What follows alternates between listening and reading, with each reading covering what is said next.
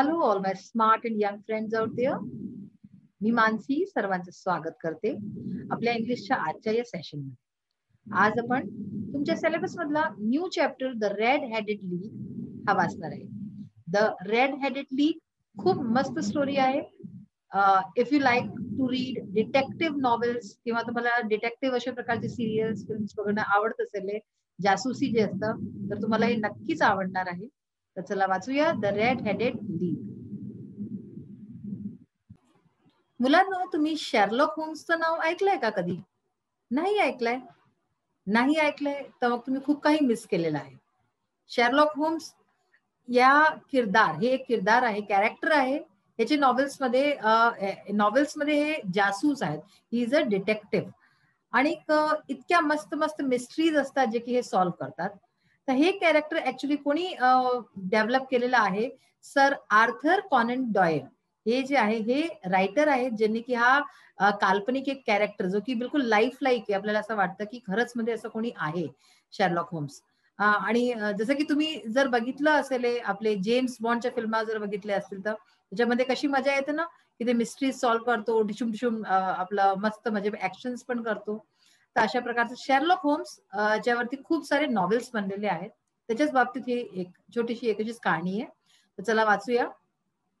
Sherlock Holmes is probably the most famous and most popular private detective in the world of detective stories and novels.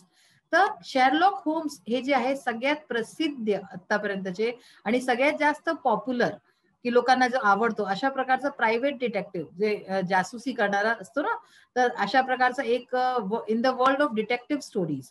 जेव्हाही detective स्टोरीजच्या गोष्टी येतात किंवा नॉवेल्सच्या गोष्टी येतात, जासूसीच्या गोष्टी येतात, तेव्हा शेरलॉक होम्सच्या शिवाय नाव हे यांच्या नावाशिवाय इनकम्प्लीट आहे. यांचं नाव सर्वोच्च आहे म्हणजे की या ह्याच्यामध्ये. He is known for his keen observation, knowledge of many fields and ability to make accurate guesses. हे कशा करता जाणले जातात? हे जाणले जातात यांच्या कीन ऑब्झर्वेशन करतात, म्हणजे जे ऑब्झर्व करतात, निरीक्षणची यांची शक्ती, अगदी बारीक बारीक निरीक्षण करतात. नॉलेज ऑफ मेनी फील्ड्स, खूप गोष्टींचं यांना नॉलेज आहे, विविध प्रकारचे फील्ड्स, कोणतेही फील्ड असो त्यांना सगळं माहिती आहे. आणि अशाच प्रकारे ability to make accurate guesses, यांचं जे गेस करतात, काही पण अनुमान लावायचा जो एबिलिटी आहे ती फार अॅक्युरेट आहे, ते अगदी बरोबर लावतात. Sir Arthur Conan Doyle was a doctor by profession. तर हे जे सर आर्थर कॉनन डॉयल आहेत हे ऍक्च्युली हे एक डॉक्टर होते प्रोफेशननी, but he is best known for his crime fiction. पण हे सगळ्यात जास्त जाणले जातात आपल्या क्राईम फिक्शन, म्हणजे जे अपराधशी जुळलेले अशा काल्पनिक कहाण्या आहेत त्या यांनी खूप लिहिल्या आहेत. The red headed league was one of his favourite stories. अशाच प्रकारे ही जी कहाणी आहे जी आपण वाचणार आहे ही एक यांची फेवरेट स्टोरीज मधनं एक आहे. सर्वात आधी आपण हे वॉर्मिंग अपचं बघूया. Be a writer. Be a writer म्हणजे काय? रायटर बना, लिहा म्हणजे. We come to know about many types of crime through mass media. तर आपल्याला मास मीडियाच्या थ्रू म्हणजे की टीव्ही आहे, रेडिओ आहे, याच्या थ्रू, न्यूजपेपर्स आहे, ह्याच्याशी आपल्याला कळतं की किती प्रकारचे क्राईम्स होतात जगामध्ये, अपराध होतात.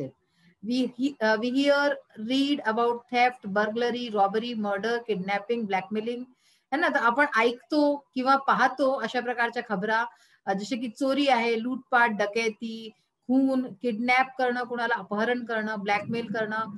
The list can be very long. तर अशा प्रकारची लिस्ट खूप लंबी बनू शकते.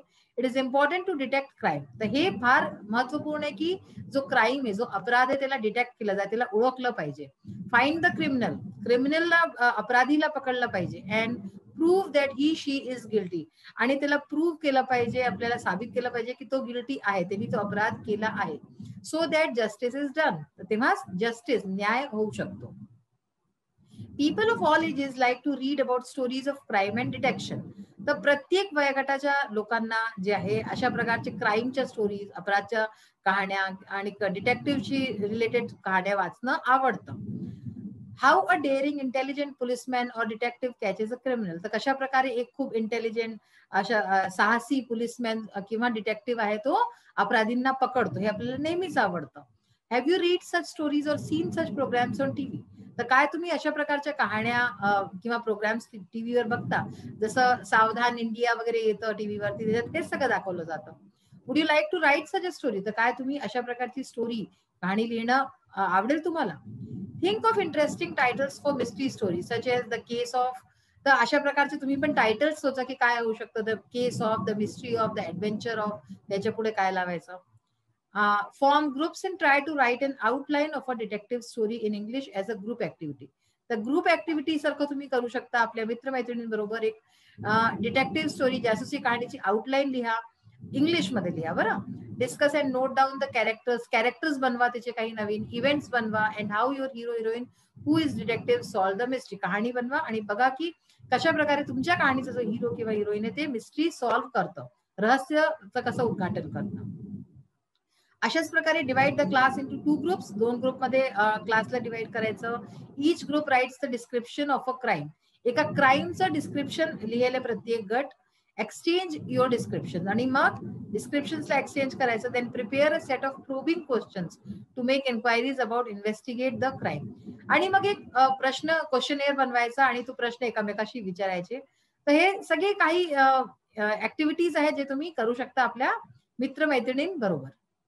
आता आपण स्टोरीकडे वळूया. द रेड हेडेड लीग म्हणजे काय. रेड हेडेड म्हणजे ज्याचं डोकं, ज्याचं केस काळे केस लाल असे, अशा प्रकारची एक लीग. लीग म्हणजे काय असतं बघा, an association or a formal group of people.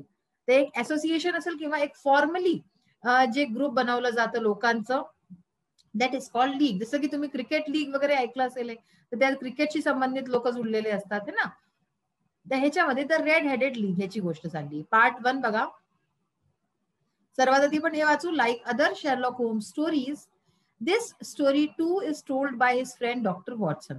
तर प्रत्येक शेरलॉक होम्सच्या कहाणीमध्ये कहाणी सांगणारा जो नरेटर असतो तो कोण असतो, डॉक्टर वॉटसन, जो की शेरलॉक होम्सचा एक मित्र आहे.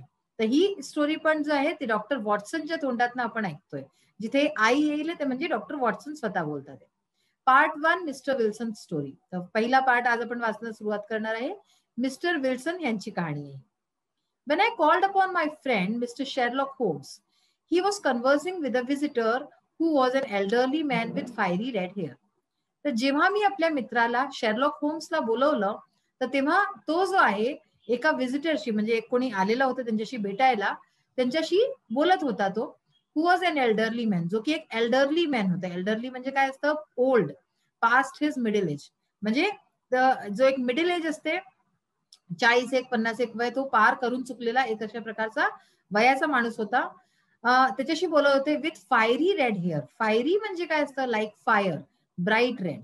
म्हणजे जसं की आग असते ना, तर त्याच्यासारखं आग सारखं एकदम एकदम ब्राईट रेड अशा प्रकारचे त्याचे केस होते. Holmes introduced me to the visitor. तर होम्सनी माझं इंट्रोडक्शन करावलं. त्या विजिटरशी, जो आलेला माणूस होता त्याच्याशी ओळख करवली. मिस्टर जॅबेज विल्सन, की तो जो आहे तो मिस्टर जॅबेज विल्सन होता. He was a pawn broker. Now what is a pawn broker. तर बघा, pawn broker a person who lends money at interest. जो लोकांना पैसे देतो इंटरेस्ट वरनं. When valuable things are kept with him till the loan is repaid. कुणाला पैसे हवे असतात तर लोक आपलं सोनं नाणं किंवा काही पण व्हॅल्युएबल वस्तू कुणाकडे ठेवतं आणि त्याच्या बदल्यामध्ये पैसे घेतं आणि ते इंटरेस्टही लागतं. सो इन स्मॉल साहुकार, जे साहुकार असतात, तर तो काय होता, एक साहुकार होता. पॉन ब्रोकर म्हणजे साहुकार होता. Holmes asked him to repeat his story for me. होम्सनी त्याला म्हटलं की माझ्या करता, म्हणजे कुणाकरता, डॉक्टर वॉटसन करता त्याची स्टोरी, त्याची जी कहाणी होती ती परत रिपीट करे, परत सांगे. He began by showing us an advertisement in a newspaper. तर त्यांनी सांगणं सुरू केलं. एक ऍडव्हर्टिजमेंट दाखवलं पेपरमध्ये, जो की आला होता. जाहिरात जी असते ना, अशी प्रकारची जाहिरात दाखवली न्यूजपेपरमध्ये आलेली. It read as follows. तर त्याच्यामध्ये काय लिहिलं होतं, हे सगळं लिहिलं होतं. To the red headed league. तर म्हणजे रेड हेडेड लीग करता. म्हणजे काय झालं, रेड हेड ज्यांचे केस लाल आहेत, आणि अशा प्रकारची लीग म्हणजे ज्या ह्याच्यामध्ये येतात, जितकेही लोक ज्यांचे केस लाल आहेत त्यांच्याकरता ही ऍडव्हर्टिजमेंट होती. There is a vacancy for a member of the league. तर अशा एक वेकन्सी आहे, म्हणजे एक जागा आहे आपल्या लीग करता, म्हणजे की अशा एका माणसाकरता जो की या लीगला बिलॉंग करतो. And the salary is £4 a week for nominal services. आणि सॅलरी जी आहे ती होती £4. तर £4 होती एका हफ्त्याची, एक फॉर नॉमिनल सर्व्हिसेस म्हणजे साधारण कामासाठी. Red headed main may apply in person on Monday. Main हे इथे MEN म्हणजे की जितकेही लोक, माणसं असतील, तर लाल डोक्यावाले माणसं ते अप्लाय करू शकतात मंडेला ऍट 11 o'clock 11 वाजता टू डंकन रॉस. कुठे करायचं apply? To Duncan Ross at the office of the league. लीगचं जे ऑफिस आहे डंकन रॉस मध्ये 7 फ्लीट स्ट्रीट. तर ही जागेचा ऍड्रेस होता. तर इथे येऊन त्यांचा अर्थ होता की येऊन रेड हेडेड पर्सननी त्यांच्याशी कॉन्टॅक्ट करावा. रेड हेडेड बघा, a person with red hair म्हणजे ज्या माणसाचे लाल केस असतील. आणि नॉमिनल, नॉमिनल म्हणजे काय? इझी, सिम्पल लिहिलंय नाही ते, फॉर नॉमिनल सर्व्हिसेस म्हणजे की इझी सर्व्हिस, सिम्पल सर्व्हिस. तर ऍडव्हर्टिजमेंट वाचून काय होतं पुढे? We will read in the next session. So now we will start with different exercises given in the book. First of all, things to do. There is a question, where will the advertisement that is given in the first part of the story can be seen in the classified ads? काय अर्थ झाला? जो advertisement आता आपण वाचला होता, तर अशा प्रकारचा ऍडव्हर्टिजमेंट जो आहे तो कुठे दिसतो क्लासिफाईड ऍड्स मध्ये? कुठे, कोणत्या ठिकाणी दिसतो? In the column of the newspaper situation vacant.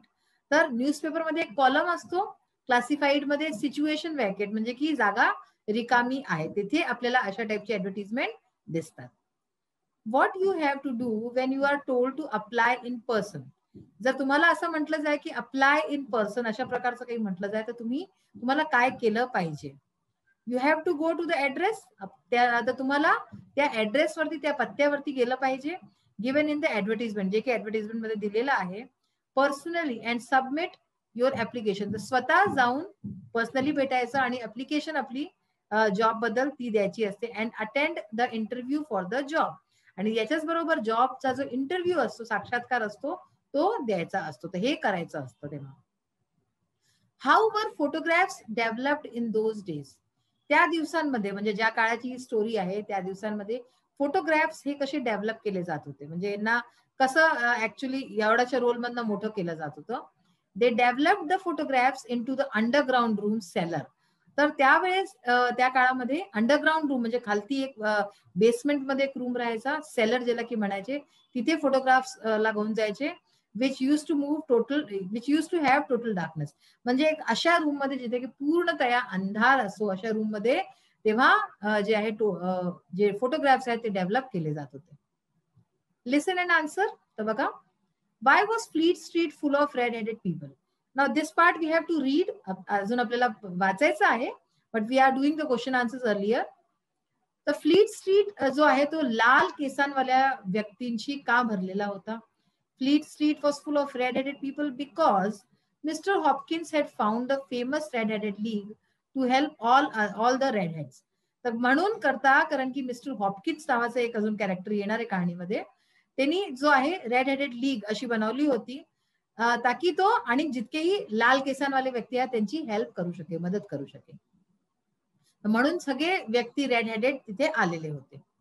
Who was well suited for the job.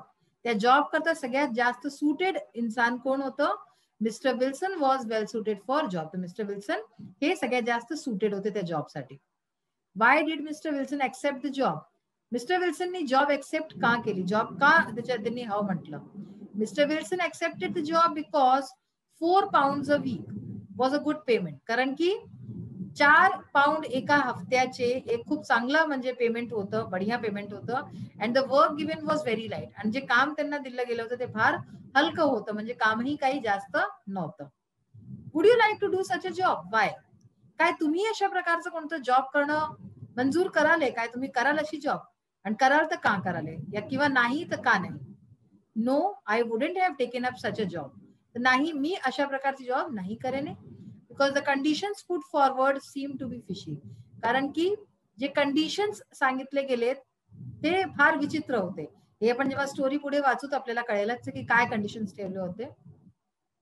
Next आहे थिंग्स टू डू मध्ये बघा, what is the difference between a dictionary and an encyclopedia. Encyclopedia आणि dictionary मध्ये काय अंतर आहे? Dictionary I suppose तुम्हाला माहिती असेल, ज्याच्यामध्ये आपल्याला अल्फाबेटिकली जे आहे वर्ड्स लिहिले असतात आणि त्याचे मिनिंग्स असतात, है ना. आता एन्सायक्लोपीडिया काय असतं तर बघा, a dictionary gives a list of words of a language in alphabetical order. कोणत्याही भाषेमध्ये, विविध भाषेमध्ये डिक्शनरी मिळतील तुम्हाला, आणि त्याच्यात अल्फाबेटिकल ऑर्डर मध्ये लिहिलेले असतात शब्द, अँड गिव्स देअर मिनिंग्स, आणि त्याच्यामध्ये त्याचे अर्थ दिलेले असतात. Whereas an encyclopedia is a book, जेव्हा की एन्सायक्लोपीडिया एक अशी बुक असते ज्याच्यात that gives information about different areas of knowledge. विविध नॉलेजचे आपले ज्ञानचे विविध एरियाज जे असतात, खूप प्रकारचं अलग अलग ज्ञान असतो, त्याला जे कंबाईन करून आणि त्याच्या बाबतीत इन्फॉर्मेशन दिली जाते त्याच्यामध्ये पुस्तकमध्ये. त्या usually arrange in alphabetical order. तर ह्याच्यामध्येही अल्फाबेटिकलीच अरेंज असतात, पण ह्याच्यात ज्ञानच्या गोष्टी असतात. सपोज कॅमेरा आहे, तर कॅमेराशी रिलेटेड तुम्हाला खूप साऱ्या चीजा एन्सायक्लोपीडिया मध्ये मिळतील. ठीक आहे, की त्याचा एक एक पार्ट काय असतो, त्याचं काय महत्व, असं सगळ्या गोष्टी असतात. Suggest a few words that may appear under A after archery in encyclopedia. तर A च्या नंतर कोणते शब्द येऊ शकतात एन्सायक्लोपीडिया मध्ये? तर ते तुम्ही सोचून लिहा. तर आर्किटेक्चर होऊ शकतं, त्याच्यानंतर आर्चिव्ह होऊ शकतं, आर्क्टिक होऊ शकतं आणि खूप सारे शब्द होऊ शकतात. तर आज आपण चॅप्टर आपला वाचायची सुरुवात केली आहे. खूप मस्त चॅप्टर आहे. जर तुम्हाला डिटेक्टिव्ह आणि अशा सगळ्या गोष्टींमध्ये आवड असेल तर ही स्टोरी नक्कीच आवडणार आहे. 100% I am sure. So we will meet in the next session. Till then bye. Have a nice day. Thank you.